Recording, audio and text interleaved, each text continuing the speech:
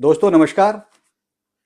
क्या आप जानते हैं 2G घोटाला, कॉमनवेल्थ घोटाला, आदर्श हाउसिंग सोसाइटी मुंबई घोटाला, इन सबको उजागर करने में सबसे महत्वपूर्ण भूमिका किसने निभाई थी? RTI act 2005। आरटीआई एक्ट 2005 के जरिए हम सरकार की जो पॉलिसीज हैं उनके ऊपर सरकार से सवाल कर सकते हैं, उनको जान सकते हैं। उससे सरकार की ट्रांसपेरेंसी और अकाउंटेबिलिटी डिसाइड होती है।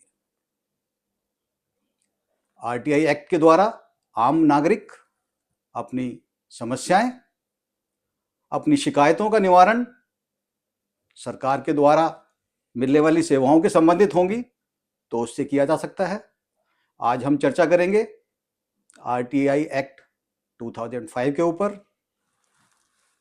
हमारे साथ चर्चा में जुड़ रहे हैं रिटायर्ड बैंकर, लेखक और RTI activist Shri SP Manchanda ji. Manchanda ji, आपका स्वागत है आज की चर्चा में।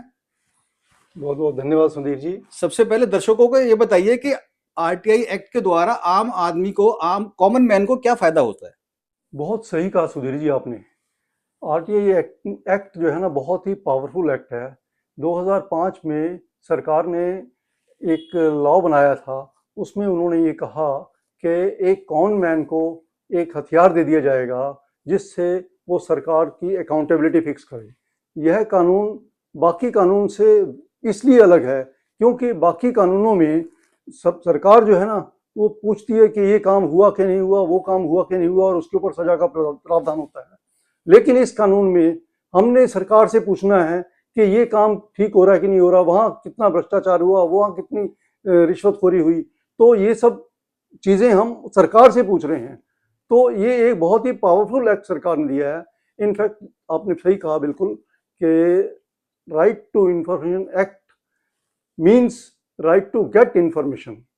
सरकार से हम इंफॉर्मेशन मांगेंगे, उनसे पूछेंगे कि ये काम कब शुरू हुआ, ये काम अब तक कितना प्रोसेस में है, और इसमें कितना खर्चा हुआ है, और अगर इसमें कोई कमियां हैं तो वो क्या कमियां हैं। और इसी तरह से हम अपने पर्सनल चीज़ों भी, जो हमारे ग्रीवेंसेस हैं, वो भी सॉर्ट आउट कर सकते हैं। वैसे तो सरकार ने हमें ग्रीवेंस पोर्टल भी दिए हुए हैं। दिल्ली गवर्नमेंट का भी पोर्टल है, सेंट्रल गवर्नमेंट का भी पोर्टल है, इवन हमारे राष्ट्रपति का वहाँ का भी पोर्टल है, जिसमें हम अपनी अपनी ग्रीवेंसेस लिख सकते हैं और पूछ सकते हैं, और उनको एक बाध्य किया जाता है कि आप हमें इसका जवाब दीजिए, और 1 महीने के अंदर अंदर उनका जो आपको कुछ ना कुछ आंसर मिलता है। और जब वो ग्रीवेंसेस से आपका सॉल्यूशन नहीं होता है तो उस समय आप ये भी कर सकते हैं कि आरटीआई एक्ट के अंडर में वहाँ पे एक एप्लीकेशन डालें और उनसे पूछें कि ये हमने ग्रीवेंस इस डेट को डाली थी, ये ग्रीवेंस किसने प्राप्त की, उसके ऊपर क्या प्रोसेस हुआ। तो इस तरह से आरटीआई एक्ट का बहुत अच्छे तरीके से यूज किया जा सकता है। मनचंदा जी, हमें ये बताएं कि एक कॉमन मैन को आरटीआई एक्ट के थ्रू जानकारी लेने के लिए क्या प्रक्रिया, क्या प्रोसीजर को फॉलो करना पड़ता है? साथियों, आरटीआई एक्ट को यूज करना यानी कि राइट टू इंफॉर्मेशन लेना बहुत ही आसान है। सबसे पहले तो मैं ये आपको बताऊं कि इसके लिए कोई उम्र की कोई सीमा नहीं है। 10-15 साल का बच्चा भी आरटीआई से क्वेश्चन पूछ सकता है, और 80-90-100 साल का व्यक्ति भी किसी भी समय सरकार से प्रश्न पूछ सकता है।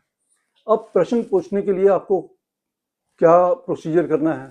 एक बहुत ही सिंपल प्रोसीजर है। एक सादा कागज लीजिए, उसमें पब्लिक इंफॉर्मेशन ऑफिसर उस डिपार्टमेंट का जो है उसका नाम पता लिखिए, और उसके बाद उसमें सब्जेक्ट में ये लिखिए कि ये मैं इंफॉर्मेशन आपसे, ये जो सूचना है आपसे आरटीआई एक्ट के अंडर मांग रहा हूँ। यानी कि उसकी बाध्यता हो जाती है उसको लॉ को फॉलो करने में। उसके बाद आपके जो थोड़ी सी इंट्रोडक्शन दीजिए कि आप ये सूचना क्यों मांगना चाहते हैं। अब वैसे ज़रूरी नहीं है, लेकिन अगर आप लिख देंगे तो थोड़ा आसानी हो जाती है सूचना देने वाले को भी, और आगे हमें अपील करने में, अप्लाई करने के लिए भी आसानी हो जाती है। तो उस केस में आप उसके बाद जो आपने प्रश्न हैं वो उसमें प्रश्न लीजिए। मान लीजिए, मैं एक एग्जांपल देता हूँ, हमारे पार्क बहुत अच्छा काम नहीं कर रहे हैं, तो उस केस में जब आप जाएंगे, देखेंगे पार्क अच्छा काम नहीं कर रहे हैं, तो आपके दिमाग में कुछ प्रश्न उठेंगे।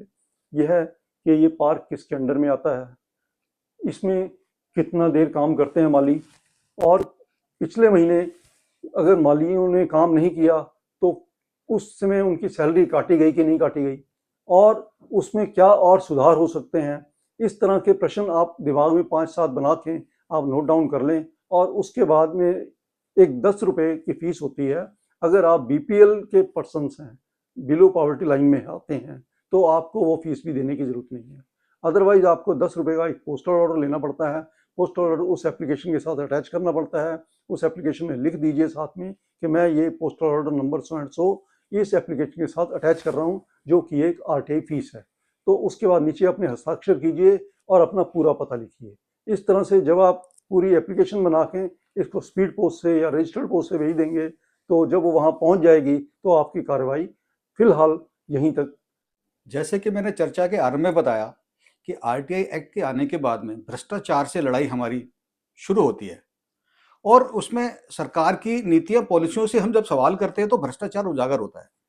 तो मनचंदा जी, हमें ये बताएं कि भ्रष्टाचार से लड़ाई लड़ने की जो कोशिश है वो सरकार को करनी है कि नागरिकों को करनी है? फ्रेंड्स, जैसा कि पहले बताया गया शुरुआत में ही कि सरकार की नीतियों में जब कमियां हैं तो सरकार की नीतियों से ही हमें लड़ना है, उनसे ही पूछना है कि ये प्रश्न कैसे होगा। सरकार तो को जो कर्मचारी हैं, जो ऑफिसर हैं, जो उनके फैसले लेने वाले हैं, उन्हीं से हमें प्रश्न पूछना है। तो सरकार तो भ्रष्टाचार में लगी हुई है, हमें ही भ्रष्टाचार को रोकना है। तो सरकार नहीं रोकेगी, ये कानून हमें दिया गया है, हमें एम्पावर किया गया है, और हम ही इसको लड़ेंगे। और इसमें जरूर अगर अच्छे तरीके से सही ढंग से इसको एप्लीकेशन फाइल करेंगे और आगे जरूरत पड़ेगी तो अपील करेंगे, तो अवश्य सफल होंगे। PIL मतलब public interest litigation. Public interest litigation, PIL और RTI में क्या फर्क है, ये जरा दर्शकों को हमारी जानकारी के लिए बताएं।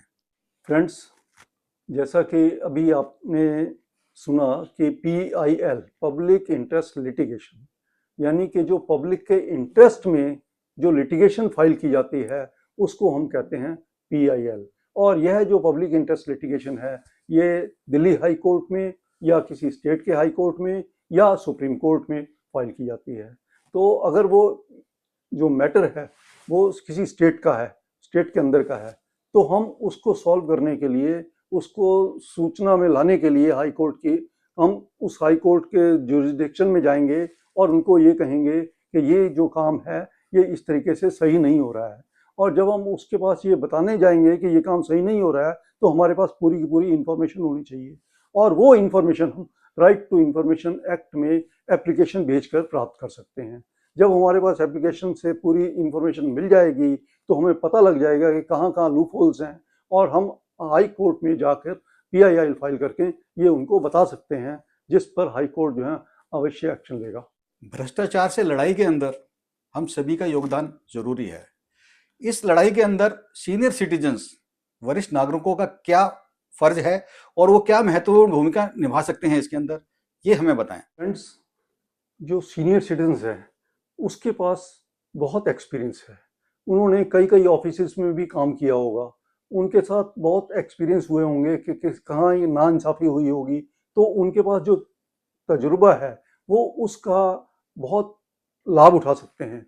उनके पास पैसे की भी कोई कमी नहीं है, उनके पास टाइम की भी कोई कमी नहीं है, और वो बस जस्ट करना ये है कि उसको सीखना है थोड़ा सा, और उसके बाद अप्लाई करना है।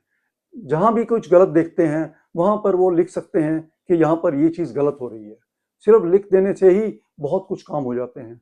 इस समय स्थिति ये है कि सिर्फ 2 या 3% लोग ही इसका सदुपयोग कर रहे हैं इसको, जबकि 20 साल में बहुत अगर 5-10% भी इसका लोग यूज़ करना शुरू कर देंगे, तो मेरा अनुमान ये है कि 1 साल के अंदर ही अपने भारत में भ्रष्टाचार जो है आधा रह जाएगा। भ्रष्टाचार हमारे समाज की जड़ों को दीमक की तरह खोखला कर देती है।